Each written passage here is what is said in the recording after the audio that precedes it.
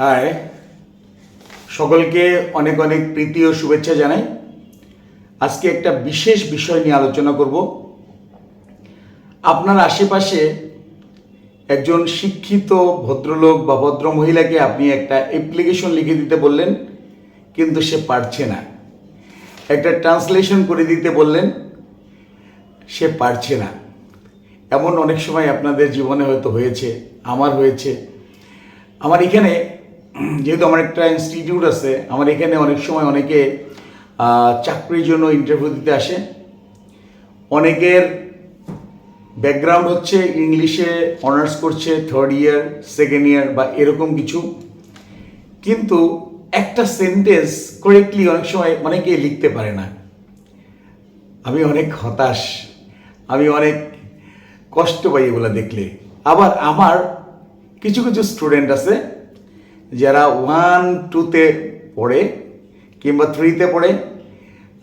এই যে আমাদের আশেপাশে স্কুলগুলো, preparatory, YWCA, Saint Joseph, residential, model, এদের এই বাচ্চাগুলো আবার ওই অনার্স পড়া যারা ইন্টারভিউ দিতে আসে তাদের চাইতে অনেক সময় ভালো পারে। সো আমাদের শিক্ষা ব্যবস্থা কি দিনে দিনে পিছিয়ে পড়ছে? আমাদের শিক্ষা ব্যবস্থা কি বিশ্ব মানদণ্ডে, বিশ্ব যে শিক্ষা ব্যবস্থা সেখান থেকে কি অনেকটা পিছিয়ে গেছে? আজকে একটা রিপোর্ট দেখলাম আমি, এবং সেটা দেখে খুব হতাশ হলাম যে আমাদের দেশের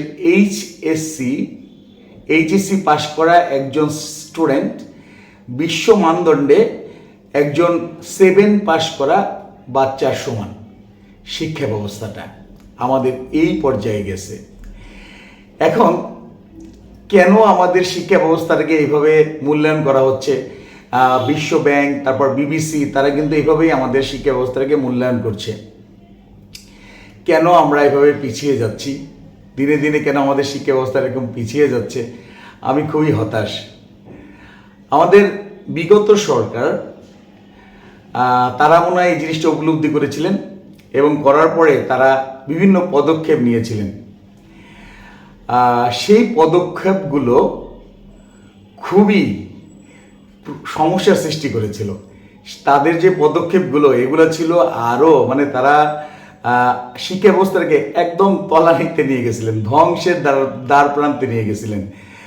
যেমন ওই যে কি তারা শিক্ষা ব্যবস্থার মধ্যে ঢুকে দিয়েছিলেন আলু ভর্তা করা, স্কুলে ওই যে ব্যাঙের ডাক, আনন্দ দিতে চেয়েছিলেন। তাদের কথা ছিল যে বাচ্চাদেরকে আনন্দ দিয়ে তারপরে শিক্ষা অর্জন করাবে। কিন্তু সুরসুরি দিয়ে কি আনন্দ দেওয়া যায়? ওই যে ব্যাঙের মতো লাভ দিয়ে কি আনন্দ দেওয়া যায়? এভাবে কি শিক্ষা ব্যবস্থাটা আরও খারাপ হয়ে গেছিল। এবং বারবার এক একটা জিনিস আসছিল, ওই যে কি PSC, JSC আসলো, আবার বন্ধ হলো, আবার কি আসলো।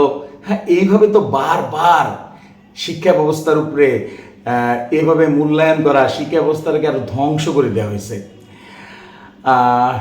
বর্তমান যারা সরকারে আছেন তারা হয়তো এত দীর্ঘমেয়াদী থাকবেন না। তো আগামীতে যারা সরকার আসবেন, সরকার গঠন করবেন, যারাই করেন, আমি এই শিক্ষা ব্যবস্থার প্রতি, শিক্ষার প্রতি যেন তারা বেশি গুরুত্ব আরোপ করে সেই অনুরোধটা জানাবো। কেন বারবার এই শিক্ষা ব্যবস্থাটা আমাদের পিছিয়ে যাচ্ছে? এর কারণটা কি? অনেক সময় দেখা যায় যে ভালো শিক্ষক পাওয়া যায় না। This very important. ভালো শিক্ষক পাওয়া যায় না।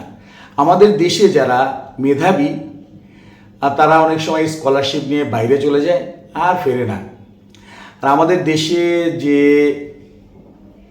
স্কুলগুলো আছে, অনেক স্কুলগুলোতে খুব কম বেতন দেওয়া হয় শিক্ষকদের, যে কারণে তারা ভালো স্কুল ভালো মতো তারা পড়াতে পারে না, এবং সেই ভালো টিচাররা সেই স্কুলগুলোতে থাকে না। কম বেতনে, এত কম বেতন দেওয়া হয় যে তারা ভালো মতো থাকতে পারে না। পক্ষান্তরে তারা কি করে? টিউশনি শুরু করে, কোচিং শুরু করে। এবং হ্যাঁ, অনেক শিক্ষক আছে যে যারা বিকল্প পথে প্রচুর ইনকাম করতে পারে, তবে এটা সবার জন্য হয় না। আমরা গত বছর 5 আগস্টের পরে দেখেছিলাম অনেক জায়গায় অনেক শিক্ষককে নাজেহাল হতে। এর বড় কারণ ছিল রাজনৈতিক কারণ। শিক্ষকদের আসলে এই রাজনৈতিক বিচার বিশ্লেষণের মধ্যে যাওয়া উচিত না, রাজনীতির সঙ্গে জড়ানো উচিত না। এখন আমি বলবো যে এই যে বিভিন্ন সময় ছাত্রদের দ্বারা তারা লাঞ্ছিত হয়েছে বা বিভিন্ন ব্যক্তির দ্বারা লাঞ্ছিত হয়েছিলেন বিভিন্ন শিক্ষক, এর পিছনে কিন্তু একটা বড় কারণ হচ্ছে অন্য আরেকজন শিক্ষক।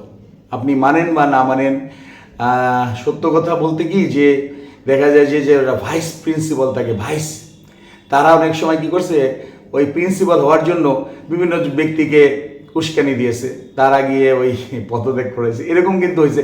সো এইখানে কিন্তু অনেক সময় পলিটিক্যাল ইস্যু ছাড়াও পার্সোনাল ইস্যুতেও কিন্তু অনেক সময় অনেকগুলা আক্রমণ হয়েছে। যাই হোক, এটা আমার বলার বিষয় না। জাপান একটা দেশ, এখানে শিক্ষা ব্যবস্থাটা এত সুন্দর, এত উন্নত।